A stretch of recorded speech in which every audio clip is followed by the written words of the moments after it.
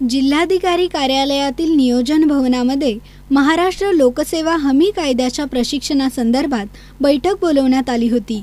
मारुती मुळे यांची नाशिक जिल्ह्याच्या पालक अधिकारी म्हणून निवड करण्यात आली आहे। यांच्या मार्गदर्शनाखाली संपूर्ण महाराष्ट्रभर 14 ते 20 ऑक्टोबर आणि 26 ते 31 ऑक्टोबर पर्यंत हे प्रशिक्षण चालणार आहे।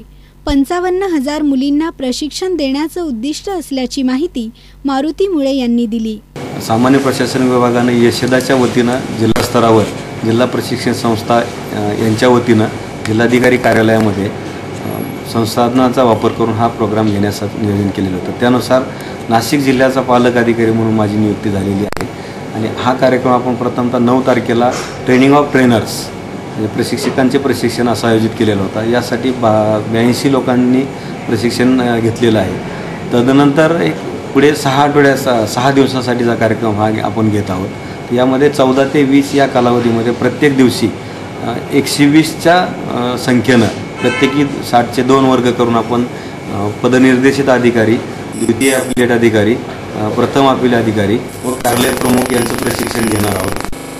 यामध्ये प्रामुख्याने या कायद्याची व्याप्ती काय आहे, त्याचं स्वरूप काय आहे, त्याच्यामध्ये एकूण 30 कलम आहेत, तर त्याचं विस्तृत स्वरूपामध्ये आपण विवेचन करणार आहोत, ट्रेनिंग देणार आहोत।